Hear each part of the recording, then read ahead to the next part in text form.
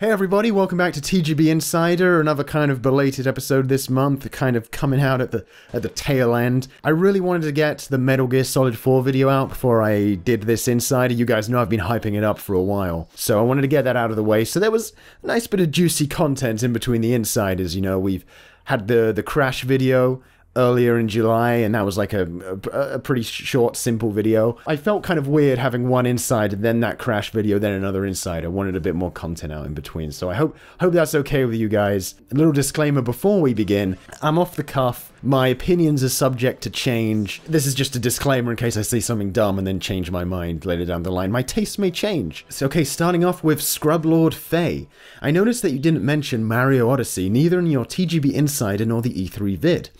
Are you not interested, or have you never really been into the Mario 3D platformers? Well, that couldn't be any further from the truth. I'm actually a pretty big fan of the old Mario 3D platformers. I really like Mario 64, I think it still holds up. Mario Sunshine had a lot of problems, but I did enjoy it overall. And, you know, I've played the other Mario 3D games that came out after that, kind of off and on. Odyssey specifically, I am really looking forward to them returning to that old style, that old kind of exploratory style that the old Mario games had, so I'm looking forward to it. I believe they debuted the gameplay after I did my last E3 video. I'm not completely sure on that. I think they might have shown like a tiny snippet of gameplay before it. But I do believe I did bring it up in one of my Nintendo videos, so, and I think I said I was looking forward to it. I don't own a Switch, and I don't think I'll be buying a Switch to get this game, but it'll definitely be something I'm going to play at some point down the line, you know. I'm interested to see what they do.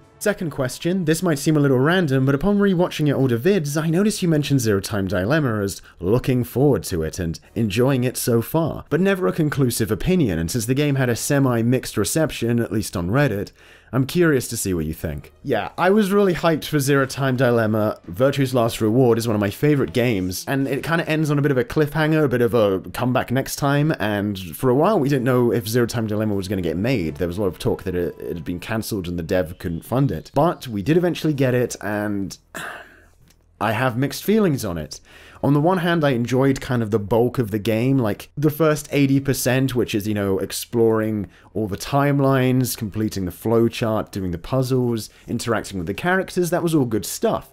But when it got around to kind of the conclusion, which wasn't just a conclusion to this game, but kind of like the conclusion to the trilogy, the twists, the sort of additions to the universe they made, kind of contrived, kind of not the best. I definitely finished that game with mixed feelings. It kind of put me off talking about the series or recommending the series because I like the first two games a lot. And the third one didn't end it as well as I thought it should have. But, you know, at some point I'll definitely have to give my full thoughts on the series. To properly analyze Zero Time Dilemma, I'm going to have to replay them all, so maybe at some point in the future, you'll really get the in-depth take that you're looking for. Those are just kind of the cliff notes. Might seem random again, but taking that you like SMT from previous vids on your channel, do you have any thoughts on the Strange Journey remake? I know you and unnecessary remakes don't really clash, or are you trying to say we do clash? Okay. Never mind. And it seems like a lot of the Mega 10 community isn't too pleased with it either, so do you have any 2 cents to share? Apologies if these questions seemed a little random. No, it's fine. I haven't played Strange Journey, so I can't really comment on the changes they're making. In general, I haven't been a big fan of remakes lately, so something tells me I wouldn't be too pleased about this either, especially if you're saying the community isn't too happy. But unfortunately, I haven't played Strange Journey yet, so I can't really comment. I know that's a disappointing answer, but I will get. Sounds like something I'd get around to one day once I've completed the original SMT trilogy that came before. Okay, Brandon Alexander Cohen, cheeky as he was, has asked like 30 questions, which is kind of on me, you know, I should have specified a question limit, but you know you're being cheeky by asking all of this stuff, right? You've asked a lot of jokey questions, so I'm gonna just skip those and get to the important ones, or else I'll be here all day, but you know, it's all appreciated, Brandon. I just don't think a lot of people, you know a lot of the stuff you're referencing in some of your more jokey joke questions. You know, these questions are for everyone, you know? Yeah. They've got to have broad appeal. But let's dive in. I'll try and rattle through as many as I can.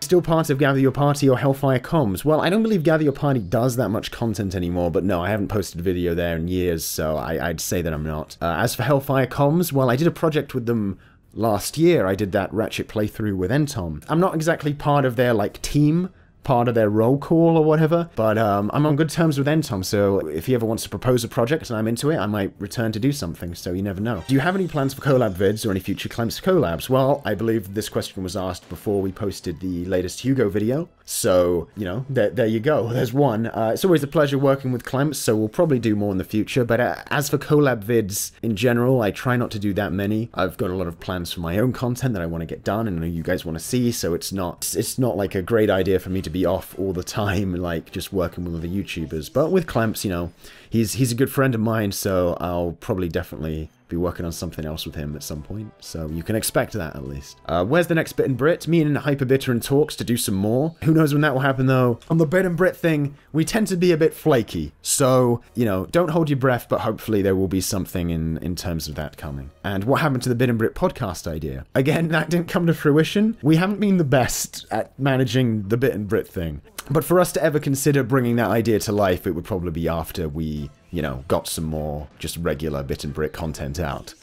Do you have your old videos set to private or archived them somewhere, or are they gone off YouTube? The reason I kind of remove videos, other than the fact that I'm embarrassed by them when they're usually really bad, is that usually they don't represent what I think anymore, and it's kind of pointless for me to have them out there. There are of course older videos on my channel where I've probably said something that I don't exactly agree with anymore. The channel's been up for a while, but if I don't like a video and I don't like the message I'm giving in it, then I don't see any reason to have it up. Maybe at some future point I'll be like, fuck it, and release like unprivate a few, but I don't think I will in the near future. I'm sorry. When do next Back from the Dead? As soon as it's finished. I've got a lot of Back from the Dead ideas I want to get done, so don't worry, it's not going away. What's the game series you wanted to get into but either haven't gotten the time or you've tried it out and it just didn't grab you? Usually if I don't get into a series, I try to hold myself to account and not kind of opinionate on it, because that usually leads to saying something uninformed and stupid. I'm trying to think of something. I guess I've tried Monster Hunter a couple of times and it hasn't really clicked with me, but I think it would if I tried enough. For a Metroid fan, what other games of the same genre do you like? Any of the Igavanias? Igavanias are good. Quite a bit of the DS one, the first DS one back in the day, thought that was pretty good. But I guess not really. I don't think Cave Story kind of counts as a Metroidvania, pretty linear. I don't really play that many others other than Metroid. I kind of get my fix with Metroid, and I'm not too keen on a lot of other ones that are just kind of doing Metroid again. I'm probably forgetting something though. Speaking of Castlevania, have you played the classic series? And if not, you should especially. 1, 3, Bloodlines, and Rondo of Blood. Okay, so you're just kind of recommending me games now. Yeah, I've played Castlevania 1 and 3. They're really fun. Some of the best NES games. I think they hold up pretty well for NES games. I haven't played Bloodlines or Rondo of Blood though, so yeah, that's definitely something I should do at some point. There's a lot of Castlevania games. I haven't gotten around to all of them yet, but we'll see. Any older series you worked on coming back, or are they just cancelled? Not sure what you mean by this, but at the moment I'm focusing on my regular TGB videos, Back from the Dead, and Road to the Rocket Launcher. So those are the main things I'm doing. Get a PO box, please. Technically a question. I actually have looked into getting a PO box, but they're pretty expensive in the UK. I do want people to send me stuff, but I don't think I'd be making much of a return if I set a PO box. I think I'd be able to just use the money to buy things myself at my current level. But maybe in the future, once I'm a big famous YouTube star, I'll probably hire one out. Greg asks, do you follow the competitive fighting game scene much? Any thoughts on how Capcom can never seem to do the right thing? Street Fighter V and Marvel vs. Capcom Infinite, for example. What do you think they could do to earn back the respect they once had? Well, I don't really follow the competitive fighting game scene too much, though I did watch the Tekken this year that they were showing at EVO, the finals. I play Tekken 7, so I wanted to see what the high-level players are like at the moment, and I actually did get quite into it when I was watching, so I might keep up with competitive fighting games from now on, to be honest. It was quite fun. Though keep that on the down low because I don't want to be ostracized by my normie friends. In terms of what Capcom is doing with fighting games at the moment, and why, you know, they don't seem to be getting much positive attention, If Capcom want to get out of this rut they're in, where people are just not warming to their latest fighting games, I think they need to do one of two things. Either really start innovating in the space, try some new things with their brands other than adding an extra bar or extra random power into the mix in the cases of like Marvel vs. Capcom or Street Fighter V, you know, or make a really solid, complete fighting game. You know, that's what people want at the end of the day. Games like Tekken 7, games like the new Dragon Ball from Arc System, they look great. In the case of Tekken 7, they just have more content, more fighters. Just make a really girthy fucking fighting game. Street Fighter V launched incomplete. They trickled out more like basic characters over the months, which you either had to like play for ridiculous amounts of hours to unlock the currency to get them, or you just had to pay outright. It's cheeky, and I don't think Street Fighter V offers the same amount of technical acumen that is on offer in something like Tekken 7, where they've been like adding moves and techniques onto characters' base movesets for years. You play Street Fighter V, Ryu is just Ryu, right? Like, most of the characters have like 10 moves. And I don't even know what's going on with Marvel vs. Capcom Infinite, why it looks so bland. You know, Capcom don't have as much money as, say, Namco to throw around at these things, but if Arc System can make a Dragon Ball Z game that looks that good, or their previous Guilty Gear offerings, why does Marvel vs. Capcom Infinite look like this? MVC3 looked better. I don't get it. I'm as out in the dark as you are in regards to this. They need to step up their game. Thanatos388 asks, are you going to buy Death Stranding day one in hype? Kojima has talked about storytelling in games and how he wants to make stories just the setting that the player is within. He won't make tight adventure games anymore like MGS 1 through 4, especially since DS is confirmed for being online multiplayer open world. Also, are you ever going to play Peace Walker? In my opinion, it's pretty much the MGS 5 that people wanted MGS 5 to be. Will I be buying Death Stranding day one in hype? Probably not in hype. I'm not hyped for the game at the moment, you know, there's been no gameplay the way Kojima is sort of selling it to us as a game. Whoa, it's me, Kojima, and my celebrity friends, you know, it hasn't hooked me at all. That said, you know, I'll probably still be playing it. Remember, I do, you know, run this YouTube channel where I talk about games and talk about Kojima games specifically, so one way or another I probably will be acquiring it. As for Peace Walker, I couldn't get into it. I can accept the fact that it's probably better than MGS 5. The story feels unnecessary, the gameplay I didn't think was any kind of great shakes. Maybe at some point I'll give it another stab, but I kind of played enough to really get my fill. Lastly, what do you think of big sandbox games? I know you like Yakuza, but that doesn't seem to fit most games like GTA, Skyrim, Breath of the Wild, etc. Do you think more tightly paced adventure type and focused games have an inherent advantage on more open games? Or are they just virtual playgrounds that fade into obscurity over time as the newer models release while the 999s and ocarinas age like fine wine? Well, that's a very broad question. You know, I definitely think that more linear, tightly paced games have advantages over open world games. They can more easily create and mold specific moments that are really memorable and resonate. I think I give this impression that I don't like open world games just because a lot of them at the moment, you know, haven't really gripped me, and MGS 5 was one of them. But MGS 5 isn't just bad because it's open world, I just feel like it's not a great open world game, you know, there's nothing. I played Breath of the Wild recently, and what's fun about Breath of the Wild is that, you know, you're exploring and discovering. You know, MGS 5 just gives you a map completed and just says, oh, drop in anywhere, I guess, you know. That isn't very enticing to me. Neither are these really bland games where you're just collecting a million things in the open world and there's nothing really out there other than just desert or jungle or landscape. You're not really meeting any interesting characters or running into interesting pieces of design outside of just a jumble of crates and trees. Breath of the Wild really caught me off guard because it had a lot of personality and it had a lot of cool things to find and discover. There are open world games I enjoy though, even like Western open world games. Like I liked Fallout New Vegas like most people did. I'm trying to think of some more. Like I enjoyed stuff like the Infamous games when those came out, but I also have to make a distinction between what is an open world game and what is kind of just like a non-linear game. You know,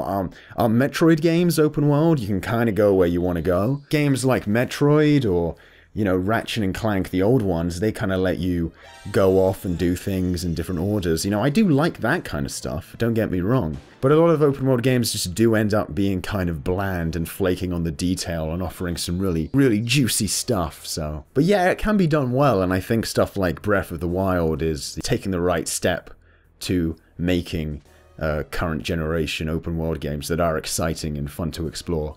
Nuclear Cherries asks, what are your thoughts on Capcom messing up a lot recently? Do you think this will affect RE2 Remake, Itsuno's new game, and other future projects from them? Kind of addressed this with the fighting game stuff. Capcom's corporate business model is always going to be a thorn in the side of any game they produce. That's just kind of the reality, unfortunately. Do I wish they'd wisen up and just create quality, complete products one after another, which is, you know, what made them shine back in like the PS2 and PS1 and even before that days when they were just like, here's game after game after game of cool stuff. Yeah, I wish they'd go back to that. In terms of how it will affect stuff like RE2 Remake and Itsuno's new game, you know, I have confidence in the creative talent behind those projects. And even if Capcom meddles with them, the only way we're gonna get new good Resident Evil games and Itsuno, Devil May Cry, Dragon's Dogma titles is if Capcom produces them. So we're just gonna have to put up with it and hope that the creatives create such a good product that we can ignore whatever Capcom decides to do in the background. After the shambles that was MGS5, do you have any hope for Death Stranding, especially with how they're marketing it as we got famous lad in our game? Heck, what is your opinion on celebrities coming into games to voice characters in general?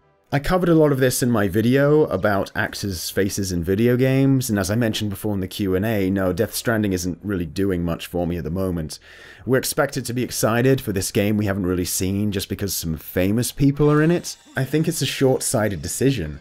You know, I feel like you're setting yourself up to really sabotage the iconic nature of your character if you slap a celebrity's face on them, if they're an original character. In terms of Death Stranding, you're just giving yourself extra work. No matter how good the writing is, no matter how cool the actions of those characters are, years down the line, are we going to be able to separate Norman Reedus and the controversy of PT and all that shit from this new character we're going to get in Death Stranding? You know, you don't have to do that with Solid Snake and Raiden and Otacon and Grey Fox and all those characters. You just see them as the characters. And that's an inherent sort of advantage games have in the storytelling department. I'm not convinced by Death Stranding at the moment, and I think the entire direction it's taking, you know, I've always given Kojima credit for giving games this cinematic style, but at the same time infusing that style with a lot of like gamey game stuff, whether it be the fourth wall breaks or, you know, messing with the system technology to do something interesting with our medium. But this feels just like, okay, he wants to make movies with actors,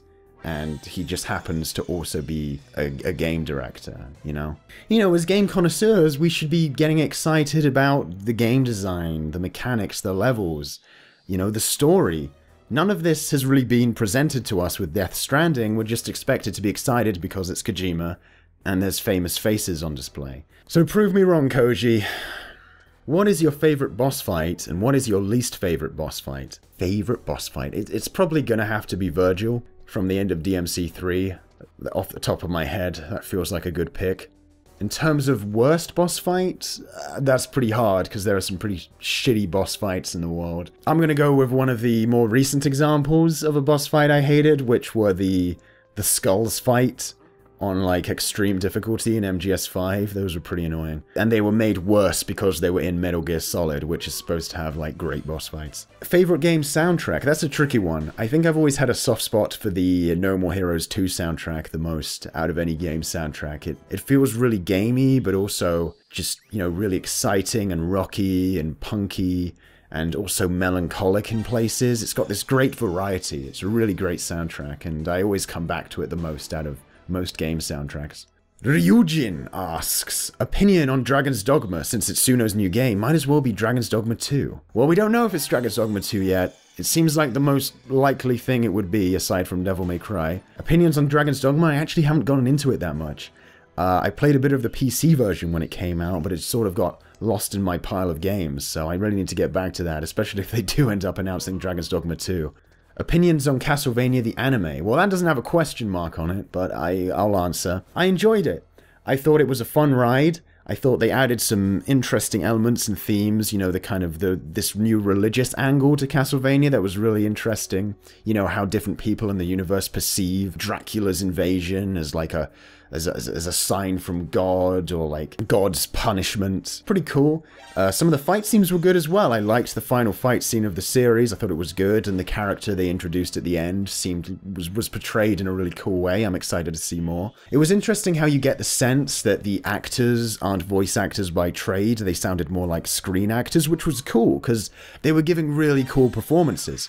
But I just felt like sometimes they didn't really line up with the mouth movement. Because obviously, voice actors by trade, they really go in to try and get across the emotions and stuff. And these guys, you know, they would whisper, they would ease in and out of different emotions and feelings and play certain parts a lot more subtly than you're used to in animation, which was really cool. So yeah, I'm excited to see more. Thoughts on doing live action parts in your vids? After you came back a long time ago, you just casually revealed your face, and in your Ratchet & Clank video you danced. So will there be more, or were they just special occasions? Live action for me is kind of an indulgence. I think in most cases my videos don't really need live action segments, but it's definitely something I want to experiment with more. The only thing holding me back is that I want to get better and better equipment. I don't want to I did that one video on the webcam just to mess around a bit, but going forward, if I'm going to be on camera, I want to have, you know, really good lighting and really good quality like a lot of other YouTubers. So I don't think you'll be seeing like tons of me until later down the line once I've really got some like better equipment than I do now. Any new games bought recently on the Steam sale and PSN's big in Japan? Nope. My PC was actually out of commission while the latest Steam summer sale happened, and I didn't even know there was a PSN sale, so there you go. Opinions on the hunting genre, games like Monster Hunter, God Eater, Tokiden, etc. Well, as I mentioned recently, I did try and get into Monster Hunter, and I just haven't quite broken through yet, and I feel like if I really get into this genre, that's going to be the best starting point, because it feels like all these other games are kind of, you know, they're trying to suck on the Monster Hunter teat, so to speak. I did try playing a Vita game once called Freedom Wars. That was more kind of a shooter hunter game, and I didn't really take to that, but we'll see. Disarray Plays asks, if you had to choose one game to play for the rest of your life, what would it be? That's a tricky one. It would probably be some kind of, you know, technical hack and slash game like a Devil May Cry 3 or a Bayonetta, you know, something I could just pour hours into and just get as good as I can at, you know, hundreds of hours, you know, because I also play those kind of games to relax and, you know, just beat up enemies, but I also play them sometimes because I want to feel really cool and get really good at the game. So I might go for Bayonetta or DMC3. Probably DMC3. How do you make your hair look so majestic? Well, it's been a few years of trial and error, but it's all about getting the right balance of shampoo and conditioner on different days, and I use a really strong hairspray, which is like level 6 potency. Level 5 is as high as you're supposed to go, but I break that limit and go to level 6. Swish it around in the morning, get it where I want, and go to town on the spray, so there you have it. Dominique Stangl asks, I hope I said that right. What's your favorite Platinum Shinji Mikami game? Isn't Vanquish the only Platinum Shinji Mikami game, or are you asking what my favorite Platinum and what my favorite Shinji Mikami game is? I think my favorite Platinum game is probably Bayonetta in terms of the full package kind of deal. And it sounds cliche, but I think for Shinji Mikami it's probably still Resident Evil 4. He nailed the mechanics and the level design and the atmosphere, and, you know, everything about that game is, you know, really holds up. So what do you think about the current generation? Is it better or worse than the last one? So far I'm slightly leaning towards it being better, and that's not necessarily because we have more games than before, but just because Generation 7 was such a wash with badly performing titles, you know, copycat FPSs.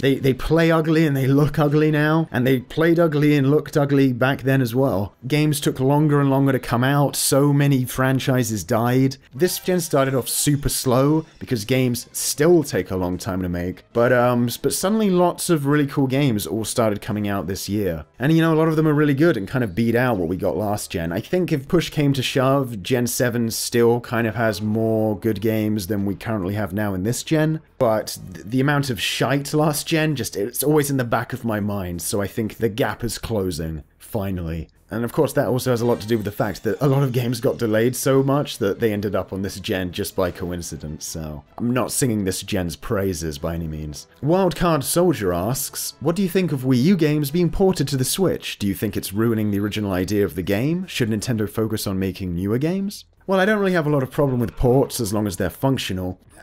I don't think they're ruining the idea of the original games unless there's some real, like, intrinsic part of the Wii U controls that are being missed out on, and I can't really think of an example of that where I'd be like, shit, they messed up the original Wii U intent with this port. And in terms of should Nintendo focus on making newer games, well, I don't know. Usually when these ports happen, they just get some third party to do it, so I don't really think it's eating up much of their time. I mean, why not? Like, the Wii U had, what, like, pretty small user base, so you might as well get some more juice out of those games and port them up. What are your thoughts on Ape Escape and Sly Cooper? Never got into Ape Escape. Might need to give that one a try at some point. As for Sly Cooper, I'm a pretty big fan of the original trilogy. I think they're some of the best 3D platformers out there, and I really want to cover them in future videos, so thanks for reminding me, bro. Arcturus asks, what drives you to create YouTube videos? Well, this is an interesting question. Back before I made videos about games, I'd see people kind of, you know, in forums and stuff. You know, I didn't really post in forums, but I see people posting their opinions. I had opinions of my own, but at the time, I knew that if I just posted a forum post, like, my opinion would just get lost. But I felt like I could really cement what I wanted to get across to people way better if I created, you know, like a fun piece of entertainment, a video. That's what kind of spun in my head the idea that, hey, instead of just, you know, typing an opinion out and having it get lost, you know, create something. You know, it's just me wanting to get an idea out there in the best way possible, and I feel like, you know, YouTube videos are the best way to do that. I can express myself and be creative as I do it. Jake C asks, what are your favorite television shows? In terms of my all-time favorites, that's a tricky one. When I think of my all-time favorites, I think it's a toss-up between Twin Peaks or House MD. I think those are probably my two favorites. That's, of course, putting to one side all that hardcore anime I watched when I was younger, so, you know, keep that in mind. Khalil Zaem asks, what was the first game that you absolutely loved? Absolutely loved? Yeah, ooh, that's a good one. I think one of the first games I was, like, passionate about, where I was like, oh, I love this, I love what they made, it was probably Crash Bandicoot 2. My first console was a PS1, and that was one of the first games I got. It was either that or Spyro the Dragon. I had played some PC games before that I was into, but I really, you know, these games, you know, they felt like, you know, the next level for me. You know, I was used to playing like dumb, cheap PC games. Those were the first games that really sparked my imagination about, whoa, games, whoa, ah. Matt asks, any funny childhood memories you would be willing to share? I don't know about that. Feel like I'd want it to be related to games since we're on the TGB Insider. Let me think. I mean, there was one time I convinced a kid he could, like, sequence break Pokemon Ruby if I gave him a Gyarados with Surf early in exchange for his starter. Of course, he didn't know about the whole needing the gym badges to do it, so I got his starter and he was pretty mad at me. So we'll go with that kind of fucking nerdy anecdote, instead of talking about all the, like, dumb kid fights I was in or whatever. Dominic Stuck, hey, wait a minute. I recognize you. You already asked some questions, and you just came back for more. Well, fair enough. Which game desperately needs a sequel, in your opinion? DMC4. Komi Nazi asks, why do you think some hardcore Metroid fans dislike the Prime series? By that I mean, what do you think the reasons are they dislike the Prime trilogy? Seems like a faithful transition from 2D to 3D, so I don't get the hate. Also, is it okay that I like Resident Evil 7 more than 6? Just to get it out of the way, yeah, you can like Resident Evil 7 more than 6, you know, that's fine. You can like what you want, you can like anything. As for your main question, I don't know if that's like a huge contingent of Metroid fans, but you definitely get those people who have only played, you know, Super Metroid or whatever, and they kind of just shun everything else or don't really care.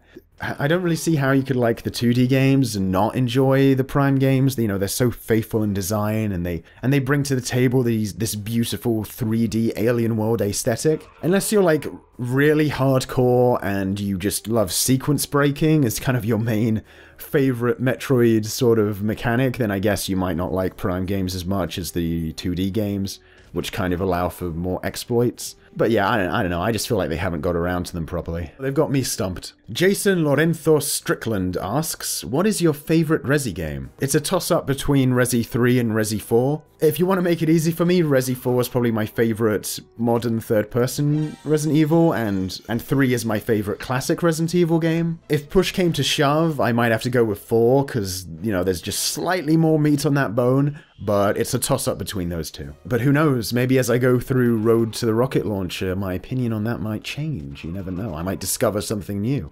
Joe Kopp asks, any chance we get to see some of the older reviews from the genesis of your channel that you've since taken down? I answered a question about this earlier, probably not. Guys, come on, those videos hurt me. Just don't do this to me. Maybe when I'm an old man and I just don't care, I'll release them to the world, but not now. They don't represent me. Dakota Lily asks, have you ever considered covering lesser-known titles that didn't really get a lot of coverage, but stand out in their genre, whether it be older titles like God Hand or something newer like The Talos Principle? If not, do you think there's any chance we could see a video like that in the further future, say next couple of years? I like how you're not being optimistic and already assuming that if I'm going to cover a topic, it's going to take me a couple of years to get to it. I mean, with Back from the Dead, that series, I'm not just going to cover, like, funny, bad meme games. I'm also going to try and cover some kind of underrated titles that I think do deserve some more exposure if they really are cool. I think the games you're talking about, though, you know, people do know about God Hand and The Talos Principle. You know, those are games that have had coverage. I'm kind of looking at games that literally nobody gives a shit about, but may be interesting to cover. But there are definitely games I've played that I've liked that are under the mainstream radar that I'd probably cover at some point, so you never know. You know me, I just cover what I want, don't I? Greg Cadman asks, what is your honest opinion on The Last of Us? You've expressed opinions on several similar games, Order 1886, Days Gone, New God of War, and even mentioned The Last of Us once or twice, but I don't really know where you stand on it exactly. Seeing as it could be considered the beginning of this trend of walkie-talkie narrative-heavy games you dislike so much, I'd be interested to know how you feel about it. Well, I don't really think it's kind of the genesis of the trope, you know, I think that dates back, you know, a few more years into Gen 7, but it is probably one of the biggest games that espouses that design choice as kind of this cool, artsy thing to do. But at the same time, while it is annoying, I don't exactly think it's the worst example of it ever, you know, Order 1886 and stuff like that, geez. In terms of The Last of Us, I'm just very middle of the road about it. I thought it was fine. There's a lot of parts of it that I enjoyed, but I don't think the game as a whole was this transcendent gaming moment. Decent story, some interesting mechanics, some fun moments, some not fun moments. Bog standard kind of linear survival post-apocalyptic game. I don't think it did anything groundbreaking with its genre in terms of gameplay or story. It was just fine. It was something I played and didn't really have any strong feelings about. And maybe that's the most disappointing answer I can give. Rafael Economides asks, I'm curious to hear your opinion about Ninja Gaiden Black and Ninja Gaiden 2. We don't talk about 3, especially Black, as I consider it in my top 5 games ever. Well, spoiler alert, but yeah, I like Ninja Gaiden Black and Ninja Gaiden 2, and I do want to cover these games at some point. I've been hinting that I'd cover them at some point. I will re-expose the world to these games, because I think they deserve it. But I don't want to spoil too much. Even to you guys. In the pantheon of hack and slashes, Devil May Cry 3, Ninja Gaiden Black, those are kind of the big two testicles of the genre, at least in my opinion. Anyway, everybody, that's going to do me for tonight. I didn't expect to get this many questions, so I'm sorry if some of the answers weren't as in-depth. This went on for longer than I thought it would. But thanks very much for the questions, and of course for your patronage. You guys don't understand how much it helps, especially in the last month where I've had technical difficulty after technical difficulty. See you next time, and have a good one.